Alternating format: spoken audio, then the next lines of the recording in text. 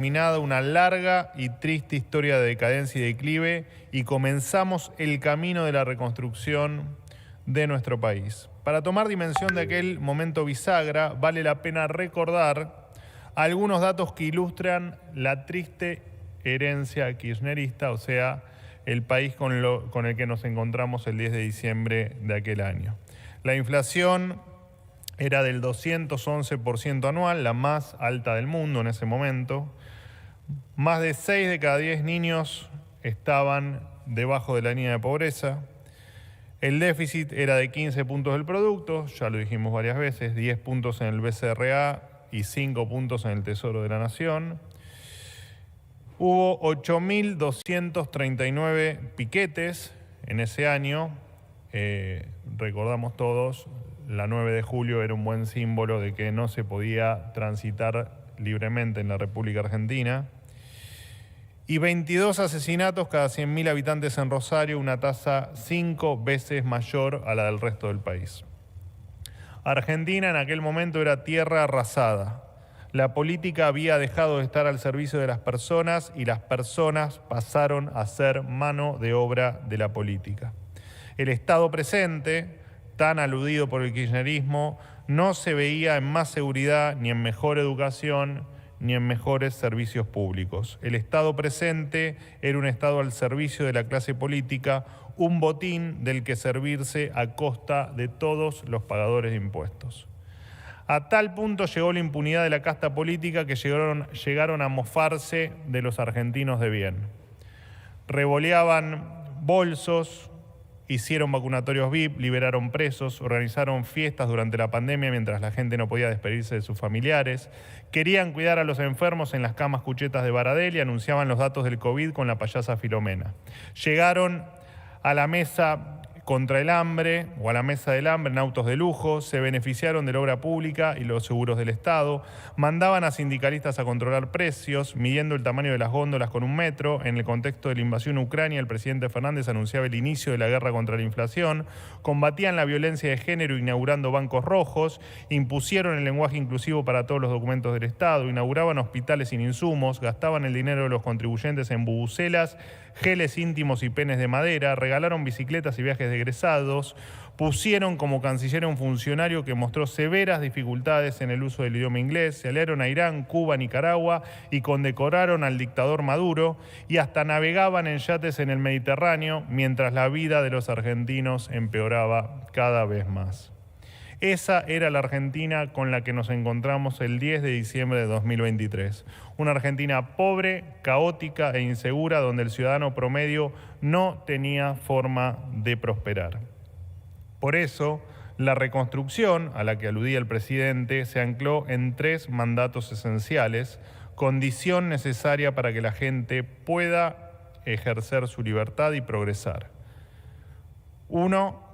Pulverizar el déficit fiscal y la inflación. 2. Garantizar el orden público y de forma más extendida el orden en cada área de gestión. Y 3. Sacarle el peso del Estado a los argentinos, conocido popularmente esto como Plan Motosierra.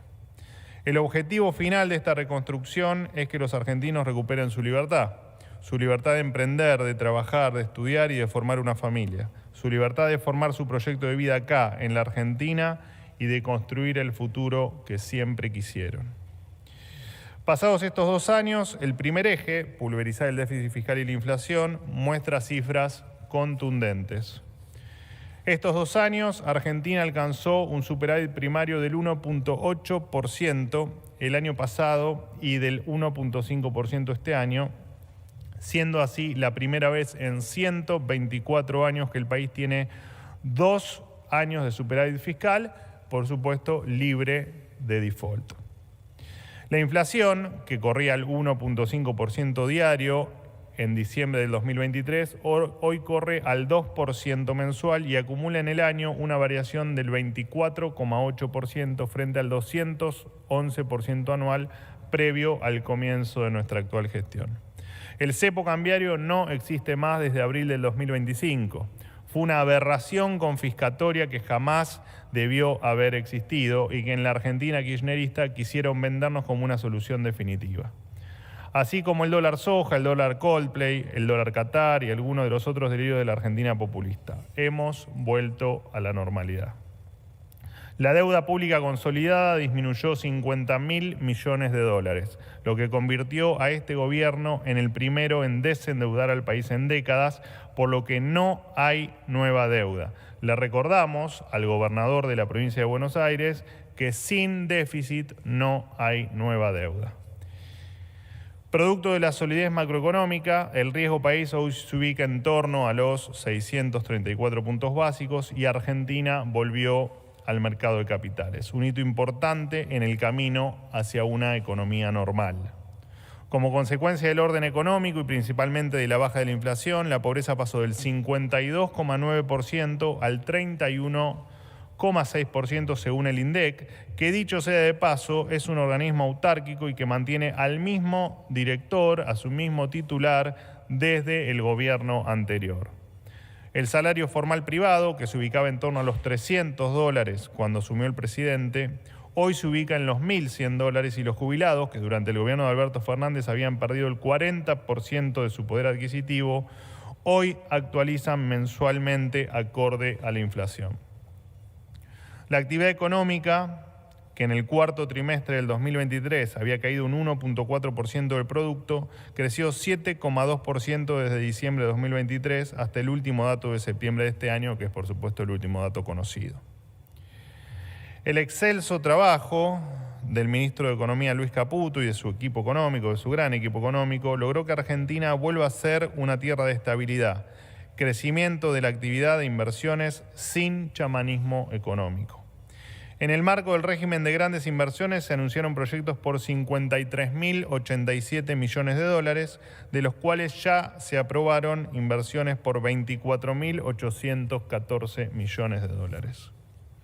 Este año, Argentina alcanzó el récord de producción de hidrocarburos con el superávit energético más alto desde 1998 y el nivel de exportaciones mineras más alto en 14 años. 4.870 millones de dólares en los primeros 10 meses del año. En el marco de la ley base se aprobó la privatización de AISA, Aerolíneas Argentinas, Núcleo Eléctrica, Belgrano Cargas y Logística, Enargas y Transenerci-Telec.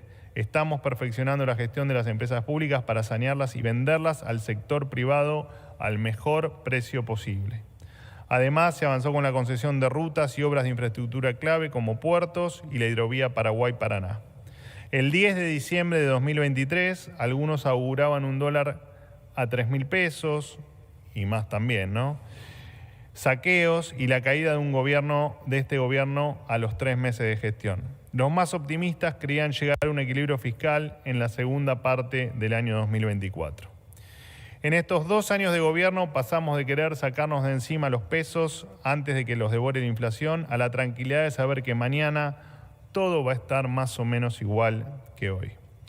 Fruto de esta nueva normalidad, hoy volvieron los préstamos hipotecarios a la Argentina con un aumento del 386% con respecto al 2023 y los patentamientos de autos y de motos aumentaron un 30% y un 24% respectivamente en comparación también con el año 2023.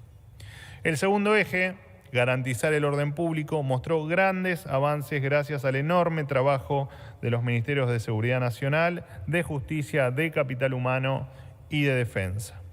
Los piquetes, como dije al principio, pasaron de 8.239 al año